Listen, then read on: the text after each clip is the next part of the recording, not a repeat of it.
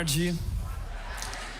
Seja muito bem-vindo à Igreja Red, que alegria para nós recebê-los aqui nessa tarde, aqueles também que estão conectados com a gente aí por meio da internet. Sejam bem-vindos a esse momento. Nós estamos encerrando hoje a nossa série de mensagens chamada Sob Pressão. E que tema importante, que tema urgente. Afinal de contas, todos nós temos vivido de fato debaixo de muita pressão. Pressão de todos os lados. Nós vivemos hoje em uma sociedade acelerada. Nós não sabemos exatamente para onde estamos correndo, como disse o filósofo Jonathan Sachs. A humanidade caminha rapidamente. Não sabemos para onde a humanidade caminha, mas sabemos que ela vai rápida nessa direção. Temos vivido assim, debaixo de uma cultura extremamente estressante, que tem drenado nossas energias, nossa vida espiritual, nossa vida emocional. E nós estamos adoecendo coletivamente. Como disse o Han, aquele sul-coreano que escreveu aquele livro Sociedade do Cansaço, ele disse que a próxima pandemia não é uma pandemia viral, é uma pandemia neural. Nós estamos diante de um problema gigante de pessoas que estão adoecendo mentalmente, emocionalmente e espiritualmente. E veja, não estamos falando de pessoas que estão lá fora, estamos falando na verdade de nós mesmos. Nunca se falou tanto sobre depressão, nunca se vendeu tanto antidepressivo, nunca houveram tantas síndromes diagnosticadas. O que está acontecendo? E a pergunta que levantamos é a seguinte: será que hoje, por há mais facilidade para diagnosticar, sempre houve, e simplesmente hoje temos instrumentos para diagnosticar? Ou será que tudo isso está acontecendo por conta do nosso estilo de vida? Eu acredito que de certa forma ambas as coisas. Mas a verdade posta é que nós estamos adoecendo coletivamente. E nós precisamos reconhecer. O tema de hoje é sobre isso. Você está bem? Você se sente bem? Porque há muito tempo atrás eu não me sentia bem. Eu percebi que eu estava à beira de sucumbir. Eu percebi que mais um passo naquela direção e eu não daria conta de continuar no ministério pastoral. Extremamente irritado, extremamente impaciente, extremamente atribulado, acelerado, dominado e subjugado por tantas demandas da vida.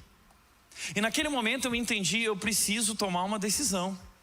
E a minha decisão foi estudar a respeito dessa sociedade, estudar a respeito dessa cultura, mas principalmente estudar a respeito daquilo que estava acontecendo comigo. Então eu mergulhei na palavra de Deus, e não apenas na palavra, mas mergulhei nos especialistas que estão falando a respeito do nosso tempo. E o resultado desse estudo do texto bíblico e do nosso tempo atual resultou nesse livro chamado Burnout, da exaustão à plenitude com Deus. Eu lembro que quando eu trouxe essa série de mensagens aqui na Red, eu fiz uma pergunta no final da primeira mensagem. Eu fiz a seguinte pergunta: quem aqui se sente cansado? E nós ficamos chocados porque a igreja inteira praticamente se levantou. Todos se sentindo extremamente esgotados. Todos se sentindo exaustos. E nos 3 cultos aconteceu a mesma coisa. Então, diante dessa realidade, diante desse adoecimento coletivo, nós precisamos falar sobre esse assunto. Nós precisamos buscar respostas. Porque infelizmente a igreja sempre caminha passos atrás do mundo, porque nós estamos sempre atrasados. O mundo muitas vezes está falando sobre assuntos que a igreja ainda nem acordou para falar sobre eles. Muitas vezes, como igreja, em nossas pregações, estamos respondendo perguntas que o mundo não fez. Mas o mundo está fazendo perguntas. O que está acontecendo? E qual será a nossa resposta? Eu preciso compartilhar com você. Mas algo que Deus tem colocado em nosso coração como igreja, na visão para os próximos 10 anos da Red, e já estamos trabalhando por isso, e eu não podia contar isso para vocês, mas eu não aguento, tá? O Thiago Cata está indignado comigo. Mas na visão 2025, no começo do ano, nós vamos compartilhar uma série de coisas, e eu quero compartilhar uma das quais nós estamos trabalhando. Nós estamos trabalhando em construir aqui um Life Center. Um centro de cuidado integral, onde nós vamos cuidar de pessoas. E nós teremos especialistas em aconselhamento, especialistas em todas as áreas relacionadas ao cuidado da sexualidade humana. Pessoas que estão sofrendo por conta de muitas tentações na área sexual. Pessoas que estão vivendo debaixo do dilema da realidade, da luta contra a homossexualidade. Pessoas que estão vivendo o vício da pornografia. Todo tipo de problemas na área da sexualidade. No Life Center nós vamos trabalhar na área de finanças. Quanta gente vivendo endividada. Nós vamos trabalhar na área de casamentos, na área de relacionamentos. Nunca houve tanto divórcio. Nós vamos trabalhar na área da ansiedade, nós vamos trabalhar na área da depressão. Nós teremos um grande centro de cuidado, não apenas para a nossa igreja, mas para a nossa cidade. Sabe por quê? Isso é fazer missão no nosso tempo, porque as pessoas não estão apenas padecendo de fome física. Talvez Indaiatuba é uma cidade aparentemente boa, de extrema qualidade de vida, mas essas pessoas que alcançaram sonhos, realizaram sonhos, elas vivem num condomínio de luxo, elas têm um carro elétrico, elas têm tudo que alguém poderia almejar na vida e chegaram aqui numa das melhores cidades para se viver, mas elas têm sérios problemas emocionais, elas têm sérios problemas espirituais, casamento estourado, filho perdido, vícios, problemas para todos os lados. Qual será a nossa resposta como igreja? É sobre isso. Eu creio que nós estamos caminhando para o caos. Desculpa te dar essa péssima notícia a respeito do futuro, mas as coisas não vão melhorar. E como ser igreja diante dessa realidade? Entenda uma coisa, nós vivemos debaixo de uma cultura estressante, isso não vai mudar. Nós estamos vivendo sob pressão, as circunstâncias não vão mudar. Somos nós quem precisamos mudar, somos nós quem precisamos adotar uma nova postura, somos nós quem precisamos ter um novo posicionamento de vida. Diante daquilo que está acontecendo, nós precisamos compreender quem nós somos e o que Deus nos chamou para viver e como viver. Portanto, essa série é sobre isso.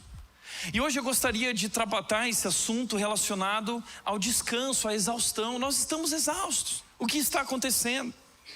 E uma pergunta que eu quero levantar é a seguinte: o que é o burnout? O que é o esgotamento? Cuidado para não confundir esgotamento e burnout com um simples cansaço.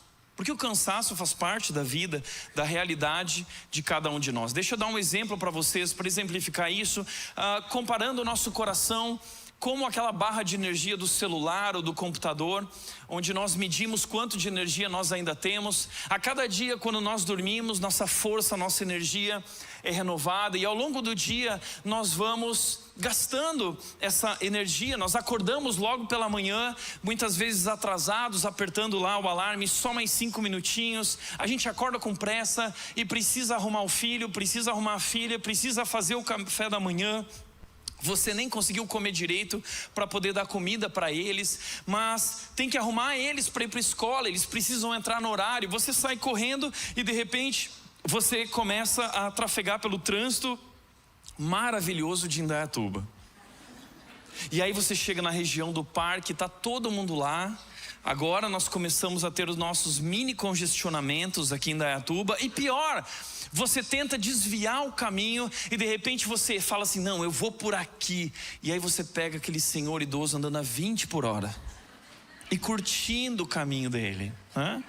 E aquilo começa a mexer com você, e você vai para a direita, e você vai para a esquerda, e você passa correndo, você chega no trabalho atrasado, e você tem um chefe difícil, você tem demandas, você tem pressão, você teve que ir até São Paulo para trabalhar no escritório lá em São Paulo, e você recebeu notícias complicadas a respeito dos resultados da empresa, de uma mudança de circunstâncias no cenário mundial, econômico, e o trabalho simplesmente ele nos desgasta. Nós passamos ali 8, 9, 10, 11, algumas pessoas até 12 horas por dia trabalhando.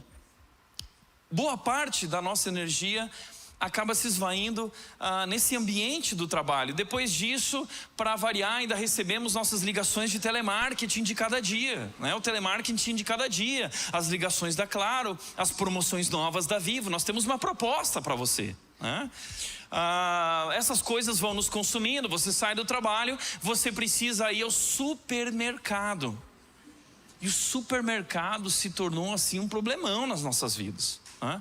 Você chega lá, você para na fila e você fica preocupado procurando qual a fila é menor. Você fica olhando qual fila é menor, qual fila é menor, né? E aí você está parado na fila aqui, de repente dá um problema no caixa, precisa chamar o gerente, a outra fila corre e passa, e você fica profundamente irritado, porque você não escolheu a fila do lado, e você está competindo com o cara que estava parado, né? E ele passou na sua frente, ele te dá aquele olhar, e é terrível, não é? Isso desgasta. Nós chegamos em casa, depois de todo esse estresse, e nós estamos nos últimos resquícios da nossa energia.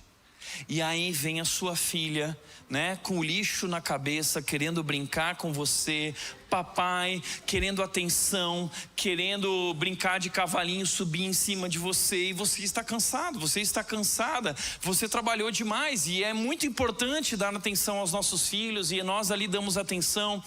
Depois de eles irem dormir, nós temos ainda as tarefas de casa, temos coisas a resolver da nossa vida, temos que limpar a louça, temos que deixar as coisas organizadas. Depois disso, nós ainda temos que pagar os boletos, né? E aí você começa a ficar preocupado: será que eu vou conseguir pagar as contas? Será que esse mês nós vamos conseguir fechar realmente no verde, no positivo? Essa preocupação começa a tomar conta da gente, e quando nós vemos, tudo isso esvaiu nossas forças, e aí nós vamos ter aquele nosso tempo de intimidade com o nosso cônjuge. E o que aconteceu?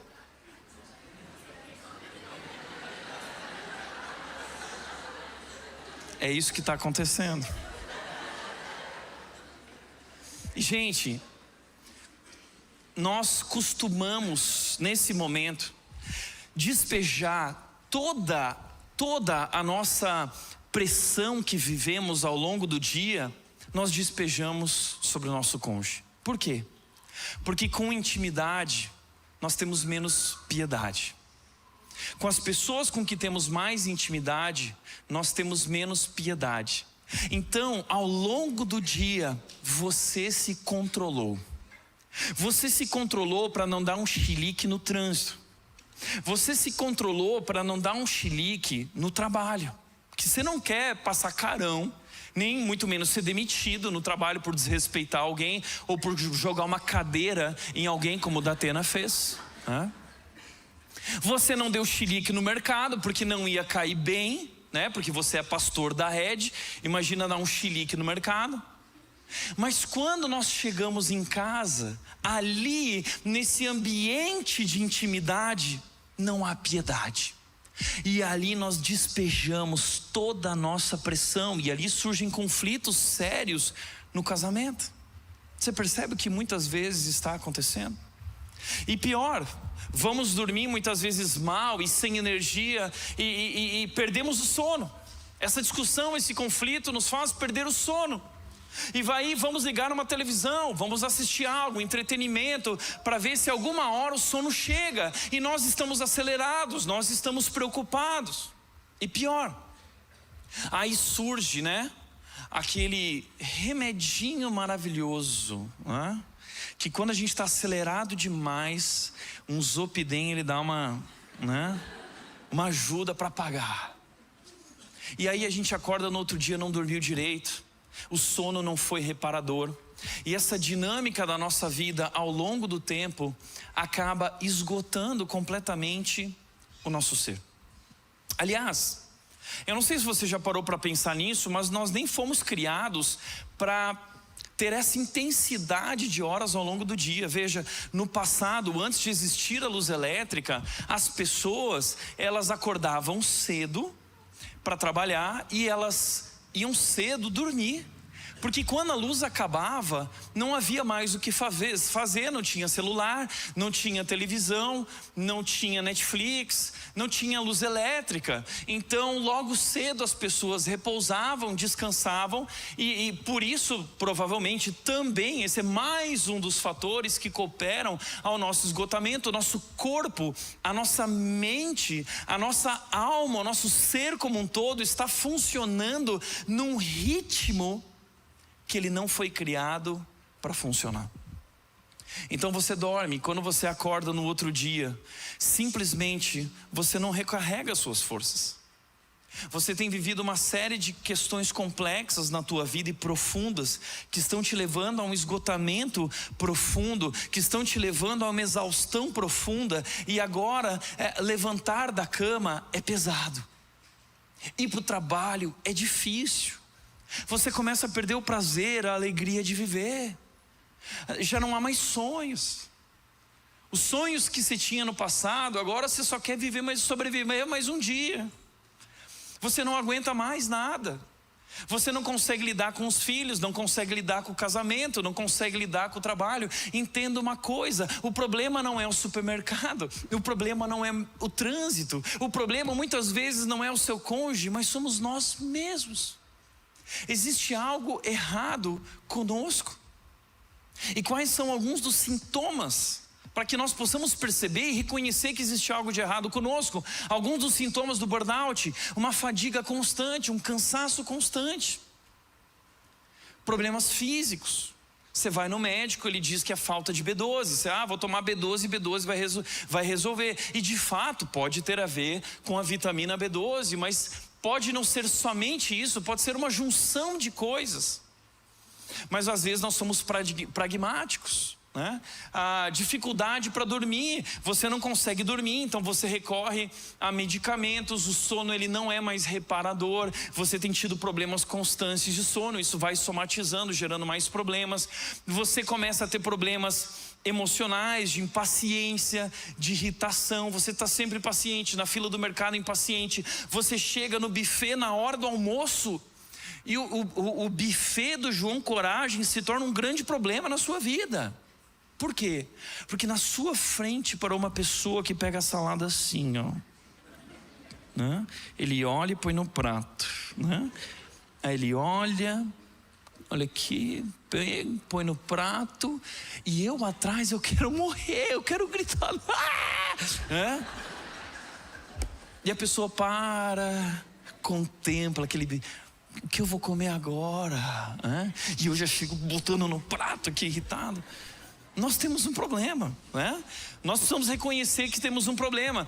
Você se desmotivou, você não tem mais motivação para servir no ministério, você não tem motivação para trabalhar, você não tem motivação para ir para a academia, você não tem motivação para viver a sua vida. Ansiedade e depressão, você tem sido consumido por ansiedade. E a próxima etapa, a ansiedade é uma porta de entrada, burnout é uma porta de entrada para a depressão. Depressão é algo muito sério. Dificuldade de concentração, você não consegue parar em lugar nenhum.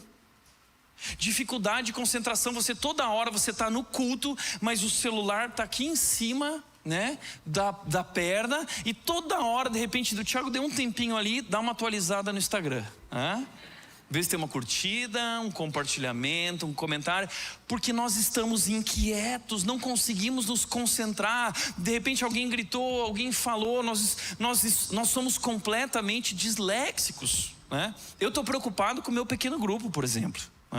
Nosso pequeno grupo, a gente começa com o tema finanças e acaba falando de outro assunto completamente diferente. As pessoas completamente disléxicas, né? Já percebeu isso? Nós somos assim, completamente perdidos, dificuldade de se concentrar em uma coisa. A gente olha para lá, olha para cá. Sobrecarga mental. Tudo isso, as redes sociais, esse olhar durante o dia, o nosso Instagram, as nossas redes sociais, isso consome a nossa vida, isso consome. Então, a quantidade, a velocidade de informações que nós estamos consumindo não fazem bem. Antigamente, para você ter uma notícia, demorava semanas. Agora, em questão de 1 minuto, nós somos sobrecarregados. O mundo, os sites despejam uma porção de informações e notícias para nós. Nós precisamos de uma dieta de informações. É sobrecarga mental. E isso tem nos levado muitas vezes também a um isolamento social. A gente está tão cansado que não quer sair, não quer ir para o pequeno grupo, não quer ir para a igreja, quer evitar grandes aglomerações. Eu quero ficar na minha, quietinho, eu não estou bem. Apatia espiritual. Você vai para a igreja e a música já não fala mais com você, já não toca mais seu coração. A mensagem, você já não consegue mais entender o que o pastor está falando, né? Você já não se sente mais tocado pelo Espírito de Deus. Você se tornou completamente apático espiritualmente. Por último, queda na produtividade. Você já não produz mais no mesmo ritmo. Então algo está acontecendo. O que está acontecendo? Nós precisamos falar sobre isso. E ao longo desse estudo do livro Burnout, um dos livros nos quais eu me baseei foi o livro do Byung-Chul Han, né? Filósofo sul-coreano, Sociedade do Cansaço. E uma das coisas que ele disse interessante foi: sofrimentos psíquicos como síndrome de burnout, transtorno de déficit de atenção e hiperatividade e o aumento de casos de depressão possuem uma relação direta com o sistema de trabalho contemporâneo. A maneira como hoje nós trabalhamos tem afetado diretamente esses transtornos. Além disso, associado a isso, o advento do mundo digital. E ele continua dizendo: a sociedade do desempenho, ao contrário da sociedade disciplinar. Ele está fazendo uma comparação. A sociedade antiga era a sociedade disciplinar, era a revolução industrial, onde havia um horário para entrar e um horário para o trabalhador sair. Ele batia o cartão e ali era o trabalho dele. Ele ia para casa, ele realizou o trabalho. Era uma sociedade disciplinar. Mas hoje nós vivemos numa sociedade do desempenho, onde não existe mais horário. E lá, alguns anos atrás, nós achamos que isso era o máximo, né? As pessoas falavam assim: não, porque a minha empresa agora é uma empresa muito moderna e contemporânea, nós não temos mais horário para entrar, não tem horário. Bom, na verdade, isso só tornou as coisas piores para nós. Nós nos tornamos escravos desse novo sistema do trabalho, dessa sociedade do desempenho, porque tudo agora depende do nosso desempenho. Então eu não tenho mais hora para chegar, nem mais hora para sair, e a nossa vida se confunde com o trabalho o tempo todo. E ele continua dizendo: força a pessoa a produzir cada vez mais. Mas eu preciso produzir, ou seja, eu nunca chego assim, jamais alcança um ponto de repouso da gratificação. Eu nunca chego lá. Sempre há algo mais a fazer. Parece que a gente tem essa ilusão de que se eu fizer isso eu acabo, mas na verdade nunca acaba, porque eu nunca consigo repousar. Eu nunca tenho de fato uma gratificação, porque inclusive na sociedade do desempenho eles dizem o seguinte: trabalhe enquanto eles dormem. Então você precisa trabalhar, você precisa render, você precisa gerar resultado. Então você vive constantemente num sentimento de carência e de culpa. Nessa cultura, a autorrealização é autodestruição, porque nós estamos buscando no nosso desempenho a autorrealização, e essa busca incessante pela autorrealização tem nos levado à autodestruição. E ele continua dizendo: a hiperatividade contemporânea conduz a uma espécie de esgotamento espiritual. O Han está usando uma expressão de cunho cristão, que é esgotamento espiritual. Olha que interessante, ele não é cristão, mas ele usa uma expressão que pertence ao nosso ambiente como igreja, para expressar o que está acontecendo conosco. E ele diz: contra o tédio, o ócio, que constitui o ponto alto do descanso espiritual. Qual é o ponto alto do descanso espiritual? O ócio, o tédio, é parar. é desligar o celular, é desligar a televisão, mas nós não conseguimos. Já parou para perceber? Você está na antessala de um consultório médico, tem 5 pessoas ao seu redor, dá uma olhada, está todo mundo mexendo no celular. Você está prestes a embarcar no avião, você olha ao redor ali na sala de embarque, está todo mundo mexendo no celular.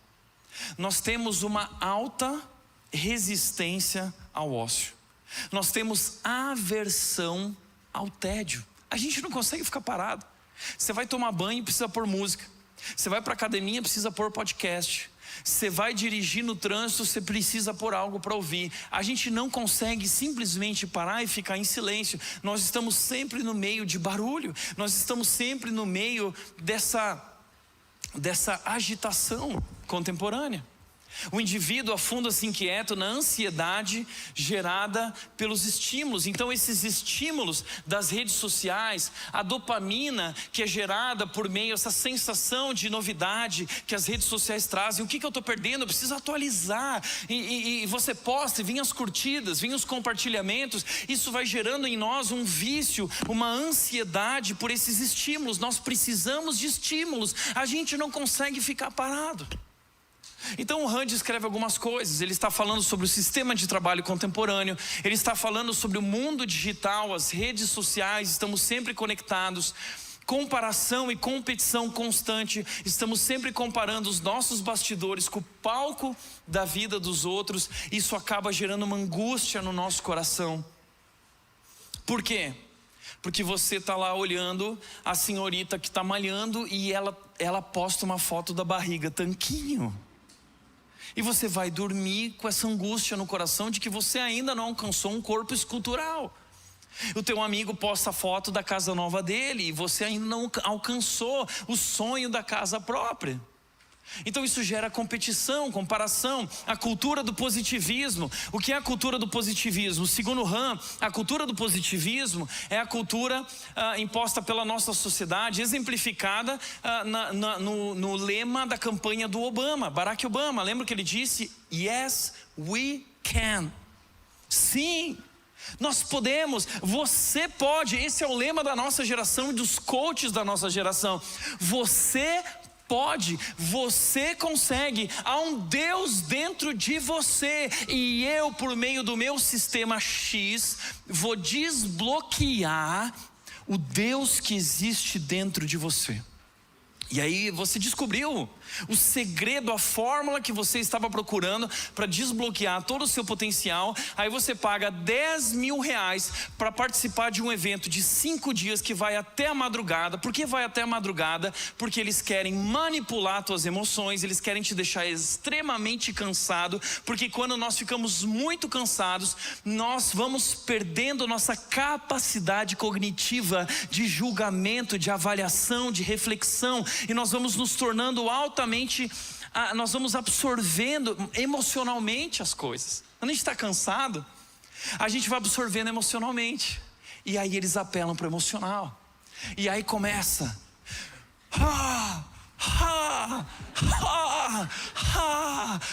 você consegue, você consegue. E eles se chamam aceleradores de pessoas. Na verdade são destruidores de pessoas. Cultura do desempenho. Além disso, hiperatividade. Como eu disse, não conseguimos ficar parados o tempo todo. É celular, é estímulos para todos os lados. Doping. Estamos tão acelerados que a gente precisa de algo que nos acalme. A gente não consegue acalmar. Graças a Deus pelo Rivotril e pelo Zopidem. Geração Rivotril, geração Zopidem, geração taralamina, sei lá, geração. Tem tantos remédios hoje que nós usamos. E veja, eu não sou contra remédio, mas nós somos a geração doping. A única maneira que nós temos encontrado, porque a gente gosta de atalho, são remedinhos para resolver de maneira paliativa os problemas profundos do nosso coração. O Han continua dizendo o seguinte: a sociedade do cansaço surge da união de todos esses fatores em algo que Han apelida de infarto da alma. Sabe o que está acontecendo? A nossa alma está infartando. A nossa alma está gritando. E o que nós podemos fazer? Como nós podemos evitar o esgotamento? Como nós podemos nos portar e nos posicionar diante da cultura estressante na qual vivemos? Eu quero te mostrar uma imagem que se encontra no meu livro, e esse iceberg representa a nossa vida. Há uma parte da nossa vida, nós somos um único ser, mas há uma parte da nossa vida que é uma parte da nossa vida exterior, aquilo que vemos como nosso corpo. Essa parte é uma pequena parte se comparada à nossa vida interior. Muitas vezes nós tratamos das questões exteriores, colocamos uma ênfase maior nelas. A gente investe na saúde, investe na academia, investe na alimentação, investe até, né, num retoquezinho de botox. Não é pecado, botox não é pecado. Ai, que bom que você falou isso, Thiago, né? Essa semana estava mesmo pensando nisso, né? Mas o problema é que nós não nos atentamos que há uma vida interior. E que boa parte daquilo que estamos vivendo é decorrente também daquilo que está acontecendo, principalmente interiormente. E sabe, Provérbios 4:23 diz: sobre tudo que se deve guardar, guarda o teu coração, porque dele procedem as fontes da vida. Guarda o teu, a palavra coração ali é literalmente guarda o teu ser interior, porque é dali que procede a vitalidade, a abundância da vida. Existem problemas aqui acontecendo em nossas vidas, questões que precisam ser tratadas. E veja, nós somos um único ser. Nós temos esse costume de dividir a nossa vida, departamentalizar a nossa vida, porque o mundo faz isso. Nós costumamos procurar um especialista de nutrição, um especialista emocional, um especialista na área física, um especialista, e tudo isso é importante, extremamente importante. E muito provavelmente o nosso problema não é decorrente de um único vilão, porque a gente quer descobrir qual é o vilão da minha vida, qual é o grande vilão. Mas a péssima notícia que eu tenho para te dar é que talvez o grande vilão da sua vida, além do pecado e do celular da moça aqui,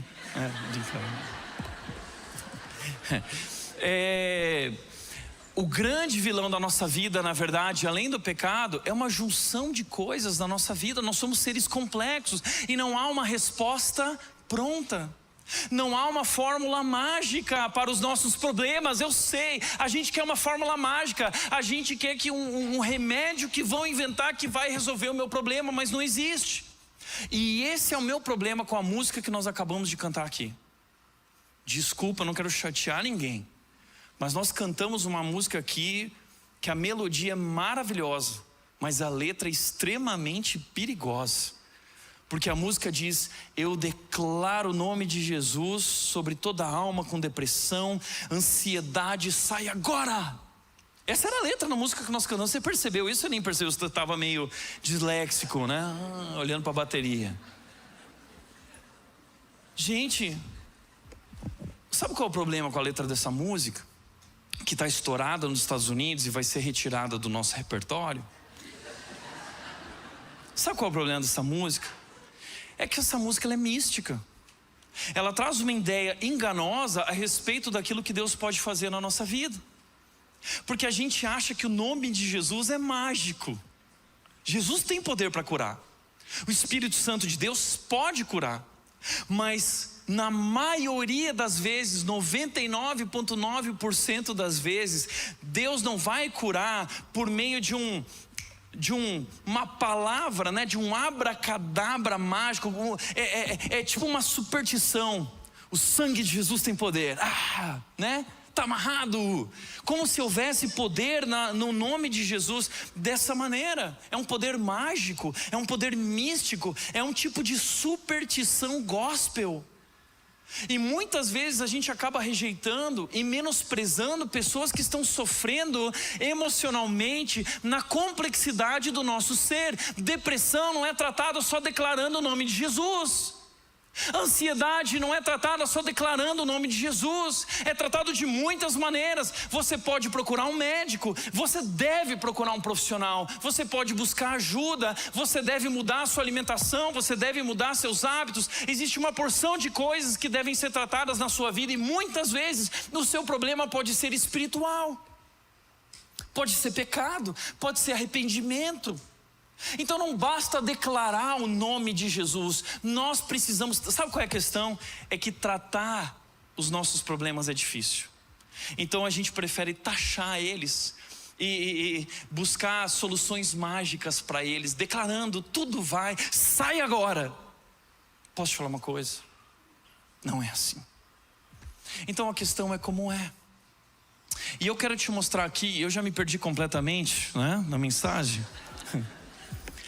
Mateus 11, 28 e 29 diz o seguinte: venham a mim todos os que estão cansados e sobrecarregados, e eu darei descanso a vocês. O que Jesus está dizendo? Venham a mim todos os que estão cansados e sobrecarregados. A palavra sobrecarga, você está carregando uma carga sobre os teus ombros. É uma pressão muito grande na tua vida. Isso tem te levado a uma exaustão completa. Então hoje eu quero falar de uma das coisas, uma delas, que nós precisamos, um caminho que nós devemos seguir para lidar com a exaustão, o esgotamento. A primeira delas é um relacionamento com Jesus. E a partir desse relacionamento você vai entender o que acontece na nossa vida. Ele diz: venham a mim todos os que estão cansados e sobrecarregados. Ele diz: tomem sobre vocês o meu jugo e aprendam de mim. Aprendam de mim, pois sou manso e humilde de coração, e vocês encontrarão descanso para suas almas. Há dois verbos importantes aqui: venham e aprendam. Eu preciso ir a Jesus, ter um relacionamento com Jesus, e eu preciso aprender com Jesus. Aprender o quê? Aprender como viver no meio de um mundo agitado. Como nós podemos viver de acordo com aquilo que Deus nos chamou para viver. E olhando para Jesus, eu quero te mostrar 5 formas de como nós podemos viver, 5 S's que eu encontro no Evangelho de Marcos. E o primeiro deles é segurança. E deixa eu te falar uma coisa: por que o Evangelho de Marcos? Porque dos 4 evangelhos, esse é o evangelho de mais ação. Marcos decidiu escrever um evangelho dinâmico. Marcos retrata um Jesus em ação. Marcos retrata um Jesus que está sempre em movimento, cumprindo sua missão, realizando milagres e demonstrando o seu poder. Não é isso que a gente gosta? Marcos é o evangelho do desempenho de Jesus. Jesus realizou muitos milagres. Uau! É o que a gente valoriza, resultado. Mas olha que interessante. Eu quero te convidar a olhar para esse primeiro capítulo e o segundo capítulo e descobrir algumas coisas atitudes que Jesus tomou para que ele não se deixasse levar pela sociedade e a cultura ao seu redor. A primeira delas, segurança. O texto diz: enquanto saía da água, viu o céu se abrir e o Espírito Santo descer sobre ele como uma pomba. E uma voz do céu disse: você, meu filho amado, que me dá grande alegria. Sabe o que é interessante aqui? Jesus ainda não tinha trabalhado, Jesus não tinha começado o seu ministério, Jesus não tinha realizado nenhum milagre, Jesus nem tinha escolhido os discípulos ainda, Jesus não tinha feito nada. E sabe o que acontece? Nesse momento, Deus diz então para ele: você é meu filho amado e eu tenho muito prazer e alegria em você. Jesus descobre a sua identidade. Jesus ali ouve da parte do próprio Pai quem ele realmente é e o valor que ele tem para o Pai. Ele é acolhido, ele é recebido e ele tem essa segurança de que a partir do momento, a partir de agora, ele não precisa provar nada para ninguém, porque ele já tem a aprovação do Pai. Como disse John Ortberg no seu livro Soul Keeping, cuidando do que é mais importante, para Jesus, identidade e aceitação vêm antes de realização e trabalho. Esta é a alegria que ninguém pode tirar. Para Jesus, identidade e aceitação vêm antes de trabalho. Sabe o que isso significa? Que nós precisamos, antes de trabalhar, compreender muito bem quem nós somos. Porque não somos aquilo que fazemos, porque não somos aquilo que temos, não somos aquilo que conquistamos, não somos os resultados que nós obtemos, não somos aquilo que as pessoas dizem.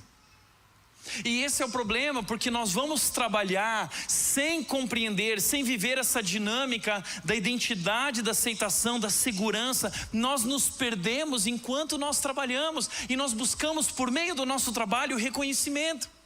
Nós buscamos por meio do nosso trabalho aplausos. Nós buscamos por meio do nosso trabalho bens materiais e conquistas, realização, prazer e satisfação que encontramos somente em Deus.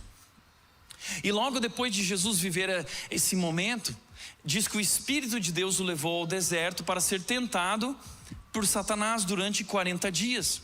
E assim como Jesus foi levado ao deserto, todos nós somos levados ao deserto. Nós vivemos no deserto, sob pressão constante, sob tentação constante.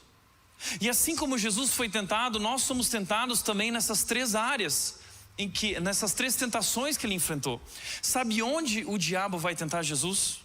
Exatamente na área da identidade, exatamente nessa área da aceitação.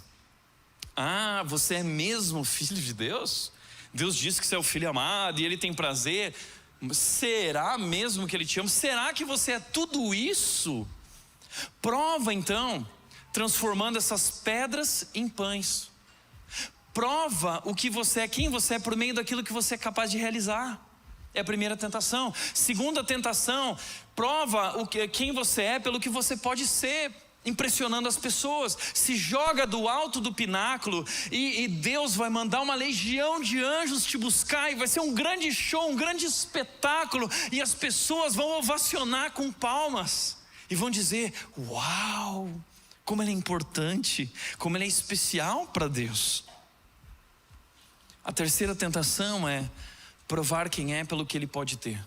Que Jesus não caiu em nenhuma dessas tentações. Ele sabia quem ele era, o filho amado de Deus, e Deus tinha prazer nele, independente do que ele iria realizar. Ele era o filho amado de Deus.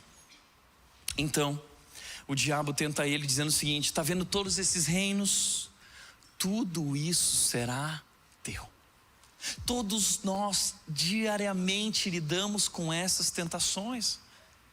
Nós queremos provar quem nós somos, nós queremos impressionar as pessoas.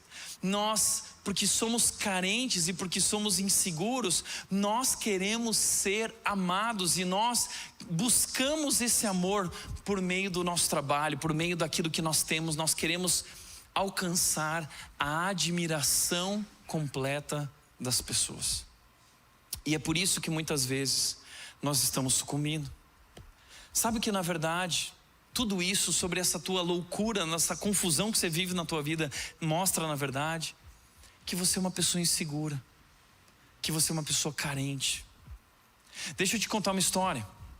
Esse homem você conhece, Michael Phelps, maior medalhista de todos os tempos, se eu não me engano. Não sei se a Simone Biles já passou ele, mas foram, se não me engano, 28 medalhas olímpicas.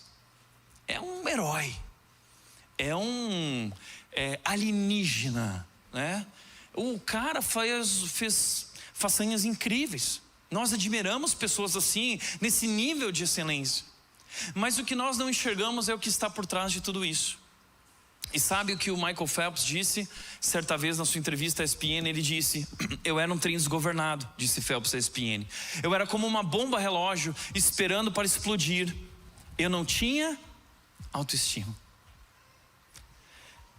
Eu me sentia perdido. Achei que era a melhor coisa a fazer apenas acabar com a minha vida. Um homem carente, um homem inseguro, com sérios problemas de autoestima, inseguro, completamente inseguro, buscando reconhecimento por meio do que fazia. O que aconteceu na vida do Phelps para ele agir assim?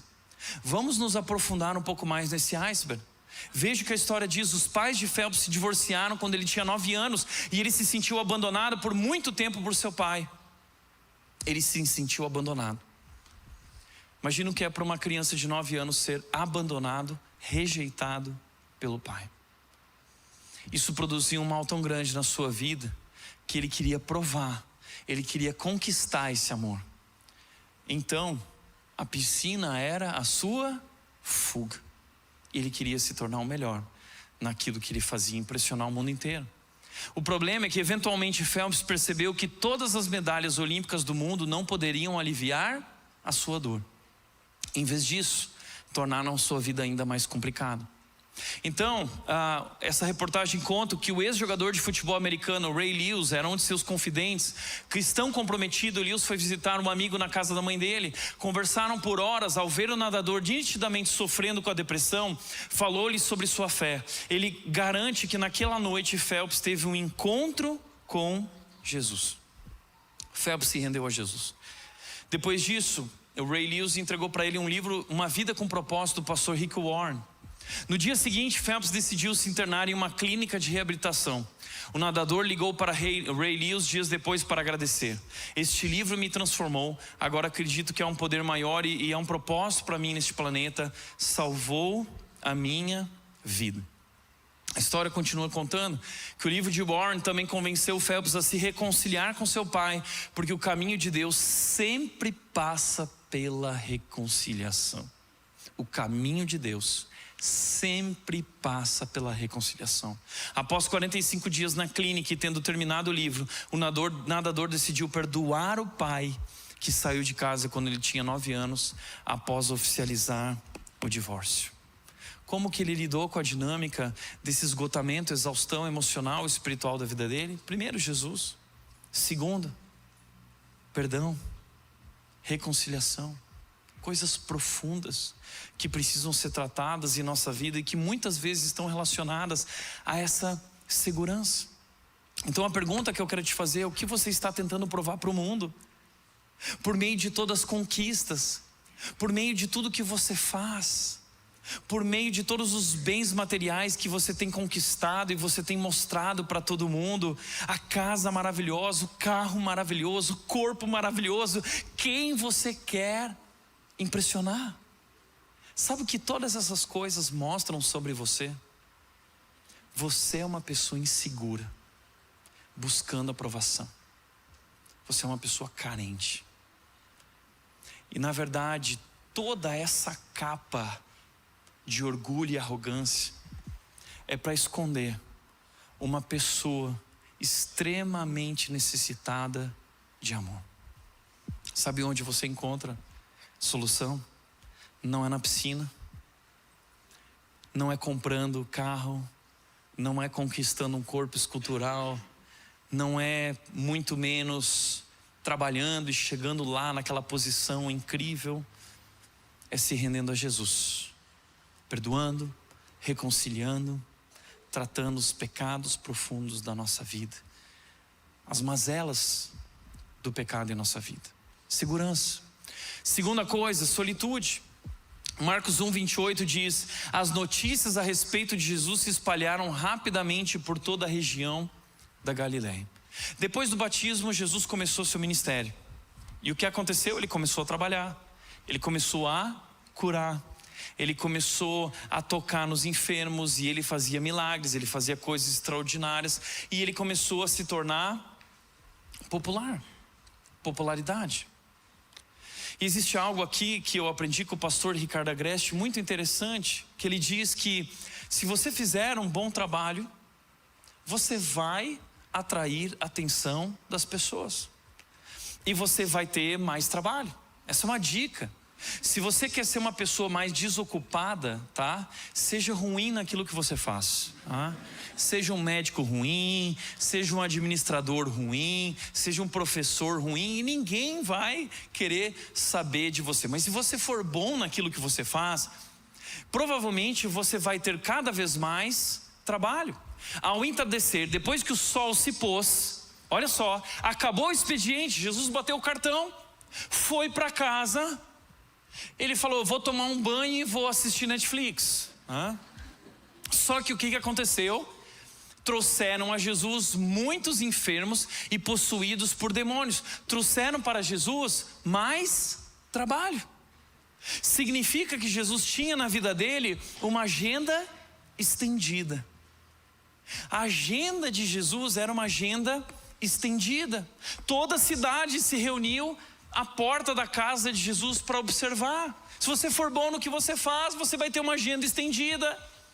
O problema é que você precisa aprender a lidar com essa agenda, porque veja o que aconteceu com Jesus. Marcos capítulo 3, 20. Certo dia Jesus entrou numa casa e as multidões começaram a se juntar outra vez. Logo ele e seus discípulos não tinham nem tempo para comer. Já percebeu isso? A gente não tem nem tempo para comer. Eu não sei se você é como eu, que come em 30 segundos, né? Não tinha nem tempo para comer. Mas diante dessa realidade de uma agenda estendida, Jesus Cristo estabeleceu uma prioridade. Qual foi a prioridade dele? No dia seguinte, Marcos 1,35, logo depois de trazerem os enfermos na casa dele, antes do amanhecer, Jesus se levantou e foi a um lugar isolado para orar. Ele sabia que no meio de tantas demandas, ele precisava ser responsável na sua relação com Deus. Ele dependia dessa relação. O que é solitude? Como disse o pastor Ricardo Barbosa, antes disso, deixa eu só passar aqui. Solitude é o silêncio intencional, provocado por nós mesmos, no qual nós nos afastamos de pessoas e atividades para o encontro com Deus e conosco mesmos. Solitude é o silêncio intencional. Nós nos afastamos para ouvir a voz de Deus. Agora, nós estamos vivendo uma época que está muito na moda, o mindfulness. Já ouviu falar de mindfulness? É a última moda agora, tá? As pessoas estão pagando 5 mil reais, 10 mil reais para fazer um curso de mindfulness. Mas aqui na rede hoje você vai aprender a fazer mindfulness de graça, tá? Chama teus amigos que aqui o curso de mindfulness é de graça. O que é o mindfulness? O mindfulness é assim, ó. Você vai parar, você vai para um lugar isolado. Solitude, mindfulness ensina solitude. E aí o mindfulness, você vai parar num lugar na natureza, no silêncio. E você vai perceber o seu corpo. Você vai perceber seus braços, né? Perceber suas mãos. Você vai perceber seu corpo, né? Vai perceber suas pernas. Vai perceber a pança, tá grande, né? Você vai se perceber. Você precisa se perceber. Mindfulness é isso, é perceber-se. Mas nós cristãos viemos de uma longa tradição de algo muito mais poderoso que o mindfulness. Nós conhecemos o que é o poder da oração. E oração, diferentemente de perceber-se, é muito maior. A oração é perceber a grandeza e a presença de Deus conosco. Isso muda tudo. Isso muda tudo. Como Paulo disse em Filipenses capítulo 4, não se preocupem com nada. Antes, apresentem seus pedidos a Deus. Transforme sua preocupação em oração. Então, a paz de Deus, que excede todo entendimento, guardará o teu coração e a tua mente em Cristo Jesus. Esse é o poder da oração. É isso que Jesus está praticando. Ele foi a um lugar isolado para orar, diferente do mindfulness de perceber-se. Ele foi para perceber a presença de Deus e para ouvir a voz de Deus, para não ser movido e guiado pelas demandas e urgências, mas ser guiado pelo propósito de Deus na sua vida. Então, nós precisamos investir nosso tempo em nosso relacionamento com Deus. É essencial para uma vida equilibrada. Não temos investido, nós dependemos de Deus, não somos autossuficientes. Esse é o ecossistema da nossa vida espiritual. Nós precisamos receber, regozijar para poder repartir. É por isso que nosso tanque anda vazio.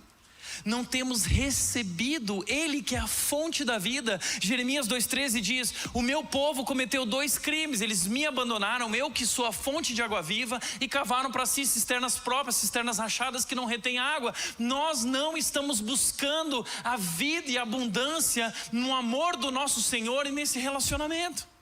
Por isso estamos tão esgotados também. Então, é nesse momento que Pedro chega para Jesus. Mais tarde, Simão e os outros saíram para procurá-lo. Onde que está Jesus? Tá todo mundo aqui, que loucura, agenda estendida, trabalho, compromissos do dia. Quando o encontraram, disseram: Jesus, todos estão à sua procura. Parece que Pedro e os discípulos também que querendo colocar culpa em Jesus. Jesus, está aí fazendo mindfulness e todo mundo te procurando. Você já se sentiu culpado por não estar fazendo nada? Às vezes a gente se sente culpado, né? Não estou fazendo nada, preciso fazer alguma coisa. Na verdade, Jesus estava fazendo a coisa mais importante que ele poderia fazer: investir no seu relacionamento com o Pai. Então Jesus respondeu: devemos prosseguir para outras cidades e lá também anunciar minha mensagem. Sabe o que Jesus estava dizendo para eles? Não vou. Como assim? Um cristão não pode dizer não para as coisas de Deus, né? Já ouviu esse papo? Para Deus eu não posso dizer não. Para as coisas de Deus, quando alguém te pede para fazer algo na igreja, para as coisas de Deus eu não posso falar não. E a gente se acha espiritual. Você não tem nada de espiritual, você é um ignorante espiritual. Desculpa. Sabe por quê? Porque Jesus compreendia exatamente qual era a missão e o propósito de Deus para a vida dele. Ele não diz não pelo belo prazer de frustrar as pessoas. Ele diz não porque ele já disse sim para algo muito mais importante. Então há expectativas nas pessoas. Os enfermos estão lá, está todo mundo procurando Jesus, eles estão à sua procura. E Jesus, o que Jesus disse para aquela turma toda à procura dele? Não vou. O Han, ele diz o seguinte no Sociedade do Cansaço: como alternativa à vida imperativa, Han sugere a ideia de uma vida contemplativa. O Han não é cristão, lembra disso. Na qual os indivíduos sabem dizer não aos excessos de estímulos. Não à televisão, não ao celular, não a mais demandas, não a mais compromissos. Para o autor, essa capacidade de negação é mais ativa do que qualquer forma de hiperatividade contemporânea. O que Jesus disse? Não. Como Jesus é capaz de dizer não?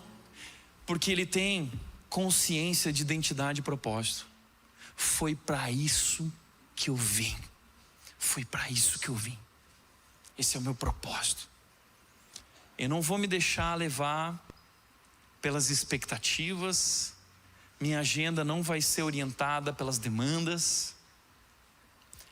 A minha vida, ela é norteada pela missão e o propósito que o Pai tem para a minha vida. Como ele sabe?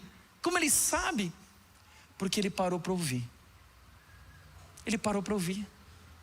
E é no tempo de oração que aquilo que não é de Deus se dissipa e ele compreende o que o Pai quer dele. Ele compreende qual é o seu papel e ele alcança essa simplicidade de visão da vida. O que é essa simplicidade? É foco. É foco. É focar no essencial. Nós precisamos alcançar essa simplicidade de vida, de compreender qual é o propósito de Deus, por que nós somos chamados e o que só eu posso fazer e ninguém mais. O que Deus me chamou para fazer. É interessante que dentro desse assunto foi lançado um livro que é um best-seller estourado no mundo inteiro, chamado Essencialismo. Um livro muito bom, best-seller, todo mundo encantado. É isso, essencialismo. Gente, olha o que ele diz. O caminho do essencialista segue um propósito. Não segue o fluxo. Em vez de escolher reativamente, o essencialista distingue de maneira sábia as poucas coisas vitais das muitas triviais. O essencialista segue um propósito e não um fluxo. E a gente achando isso uma novidade incrível. E há 2000 anos atrás, Jesus dizendo: eu sei para o que eu vim. Jesus está dizendo: aprendam de mim. A gente quer aprender com o mundo inteiro uma porção de coisas. E a grande verdade é que tudo que nós precisamos para viver uma vida de acordo com a vontade de Deus, nós encontramos em Jesus. Jesus é essencial. O resto é complemento. O essencialista, ele vai dizer que muitas das nossas vidas são orientadas pelo não essencial, porque não temos senso de propósito. Mas nós precisamos encontrar o propósito da nossa vida. E Efésios capítulo 5, Paulo vai dizer o seguinte: olha, tomem cuidado com a maneira que vocês vivem, que não sejam como insensatos, que não têm discernimento do tempo e desperdiçam oportunidades nesses dias maus, mas ao contrário, procurem compreender qual é a vontade de Deus para a vida de vocês. A gente gastando dinheiro com best-seller, e o maior best-seller de todos os tempos diante de nós. Jesus diz: aprendam de mim. Quarto lugar, se nós queremos lidar com uma vida agitada, nós precisamos encontrar a importância do sábado. E deixa eu correr para encerrar. Então Jesus disse: o sábado foi feito por causa do homem e não o homem por causa do sábado. Marcos 2, Jesus está falando sobre o sábado, porque ele está sendo muito criticado, porque ele não está guardando o sábado, porque o sábado, a gente sabe, Deus trabalhou 6 dias e ele descansou no 7º. Por que Deus descansou no 7º dia? Deus precisava descansar? É claro que não. Deus descansou para nos ensinar a descansar e para nos mostrar qual é o ritmo adequado da vida. É um ritmo que valoriza e respeita os limites. Descanso. Por isso Jesus criou o sábado. Deus criou o sábado. Então quando Jesus vem, ele usa o sábado para curar pessoas. E então os judeus questionam dizendo: não, mas o sábado é sagrado, você não pode curar, ele não pode carregar a maca, não pode fazer isso. Então Jesus diz: vocês não entenderam,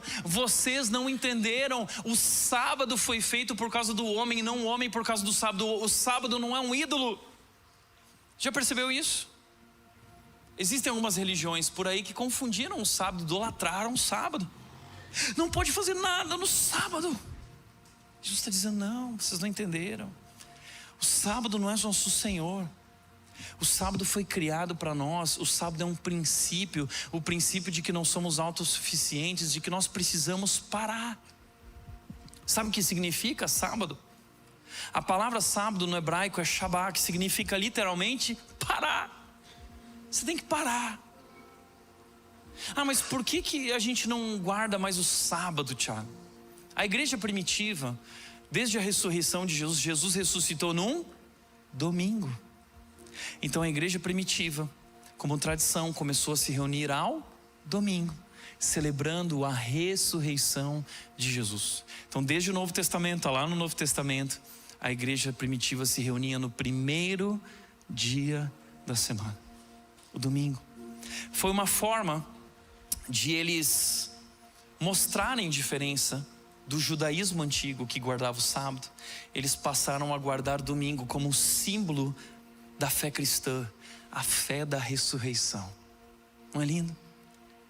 O que importa hoje sobre o descanso não é se você guarda o domingo, o sábado. Talvez você trabalhe no domingo, não há problema. Descansa na segunda. A minha folga é na segunda-feira. Não vem me ligar amanhã, tá? Amanhã é minha folga. Por que eu descanso? Eu fiz uma brincadeira, eu quero criar um acróstico com a palavra parar para ensinar o que é o sábado. É um trilho do sábado, do Shabbat, do descanso. Primeiro, o sábado é uma pausa para o corpo e a mente. Precisa parar.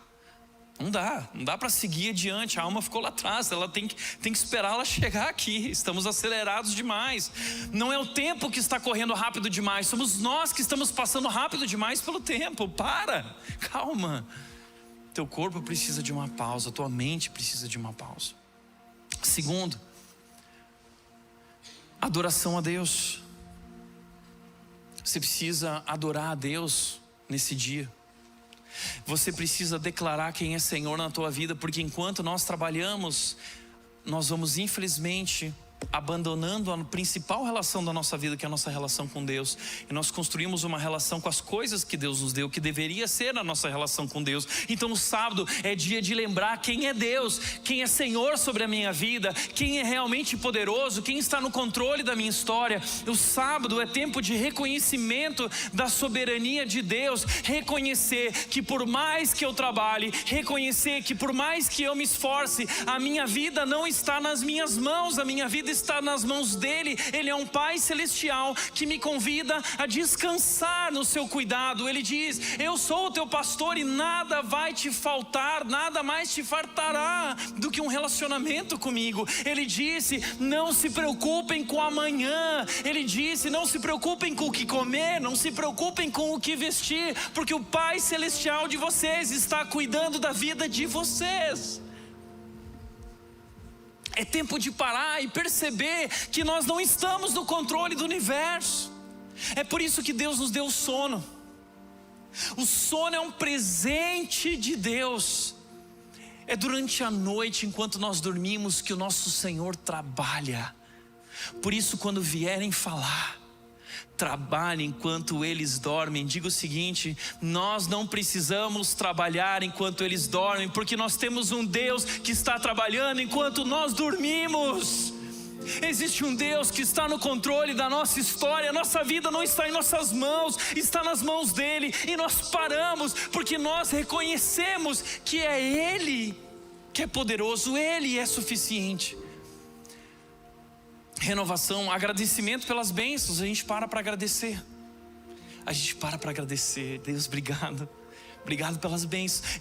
Porque não dá tempo, a gente está correndo tão rápido que a gente não se dá conta quantas bênçãos têm sido derramadas na nossa vida. O pão de cada dia, os relacionamentos ao nosso redor, a saúde dos teus filhos, os relacionamentos que Deus nos deu, a igreja que Deus nos deu, tudo que Deus tem nos dado.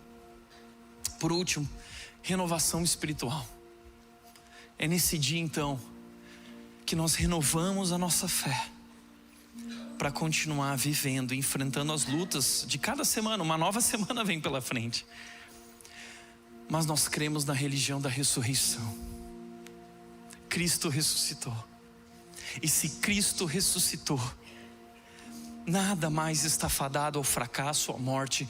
Há poder na ressurreição de Cristo para vivermos uma nova vida. E ali está a nossa esperança. A nossa esperança não está naquilo que fazemos, na nossa performance, nos nossos resultados. Está no resultado que Cristo alcançou na cruz. Ele disse: está consumado. Eu conquistei o único resultado que importa. E agora a vida sobre você, a vida sobre nós devemos celebrar uma vida abundante em Cristo Jesus, porque Ele conquistou o que nós não éramos capazes de conquistar.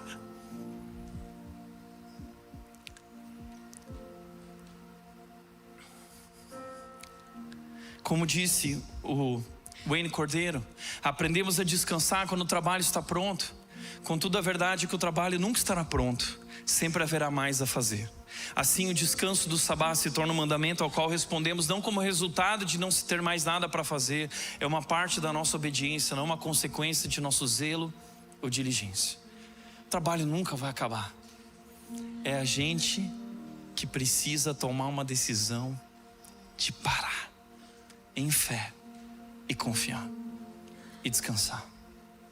Quinto e último lugar, eu quero encerrar aqui. Sorriso. A ciência já provou a importância do sorriso na nossa vida, mas eu quero ir além, mais profundo. Quando eu digo sorriso, eu quero dizer relações saudáveis. Nós fomos criados para sentar à mesa e desfrutar de relações saudáveis. E o que Jesus está fazendo em Marcos 2,15, no meio de uma agenda agitada, o que Jesus está fazendo? Mais tarde, na casa de Levi, Jesus e seus discípulos estavam à mesa, comunhão. Estava no rocks, né? Todo mundo. Relacionamentos saudáveis trazem renovo, trazem saúde para nossa alma. Nós precisamos de relacionamentos saudáveis. Mas onde estão esses relacionamentos saudáveis? Estão ao redor da mesa de Jesus. Porque na mesa de Jesus, a mesa de Jesus é uma mesa diferente. Eu sei, tem gente aqui que paga 100 mil reais para sentar na mesa do coach fulano de tal. Você quer sentar na mesa dele para alcançar desempenho máximo? mentoria, tete a tete. Eu quero te dizer que é uma mesa que você pode sentar de graça. E nessa mesa não é sobre o teu desempenho, não é sobre o que você é capaz de fazer. Essa mesa é para aqueles que não conseguem. Essa é a mesa dos pecadores. Veja, acompanhados de um grande número de cobradores de impostos e outros pecadores, porque eram muitos que o seguiam. E sabe, os fariseus criticaram Jesus por isso. Ele anda com pecadores. Sabe na casa de quem Jesus está? Ele está na casa de Levi. Mateus é um cobrador de impostos. Os cobradores de impostos eram odiados, eram rejeitados, eram traidores, eram um dos maiores pecados para o judaísmo, era um traidor. Levi é um traidor. Jesus está na casa de Levi, ao redor de pecadores, ao redor de outros cobradores de impostos. Jesus está sentado à mesa ao redor de muitos fracassados, gente que não chegou lá, gente que diante da ótica da religião judaica não conseguia. Mas essas pessoas encontraram lugar na mesa de Jesus. Sabe por quê? Porque o jugo de Jesus é diferente. O que Jesus disse? Venham a mim todos que estão cansados e sobrecarregados, e eu darei descanso a vocês. Tomem sobre vocês o meu jugo. Qual é o jugo de Jesus? É o jugo da graça. Eu te aceito. Não é pelo que você faz, não é pelo que você é, não é pelo que você tem, não é pelo que você conquistou. Eu te aceito por meio daquilo que eu realizei e conquistei na cruz. Eu venci o pecado. Eu venci a morte. E eu te recebo como meu filho. Você é meu filho amado. E eu tenho muito prazer na sua vida. Por meio do que Cristo fez na cruz, eu e você podemos sentar nessa mesa. E nós podemos, no meio de um mundo tão barulhento, ouvir Deus dizer: você é meu filho amado. E eu tenho muito prazer em quem você é. Você pode não ter conquistado tudo, você pode ter fracassado, mas eu amo você. Eu tenho prazer na sua vida. Eu tenho um propósito para a sua vida. Como disse o Tim Keller, você pode tirar quantas férias quiser, se não encontrar descanso para sua alma no que Cristo fez na cruz, nunca alcançará verdadeiro descanso. Para refletir e praticar. Nossa cultura estressada e hiperconectada tem sugado nossas energias sem percebermos. Segundo, a graça de Jesus nos permite viver um novo ritmo de vida que supera a pressão dessa cultura de desempenho. Terceiro, o essencial não está nas coisas que fazemos ou conquistamos, mas em nosso relacionamento com Deus. Jesus é o essencial, o resto é complemento. Amém? Você está cansado? Está sobrecarregado? Jesus hoje diz, sentado à mesa, Ele diz: vem e aprende comigo.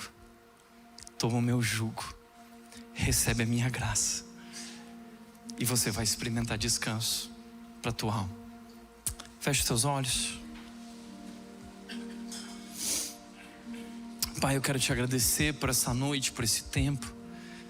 Te agradecer pelo teu Filho Jesus, nosso Senhor, nosso Salvador, que nos resgata da tirania, do ego, da soberba, da culpa, do medo, e nos recebe de braços abertos à sua mesa.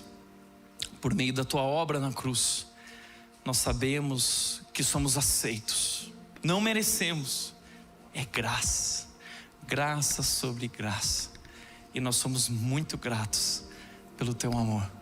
O teu amor é o que nós precisamos, é a abundância que precisamos para viver no meio de uma cultura tão barulhenta, uma sociedade tão estressada. Nós queremos aprender a viver no ritmo da tua graça. E assim nós oramos, confiantes e seguros no amor que não falha. Em nome de Jesus, em nome de Jesus. Amém.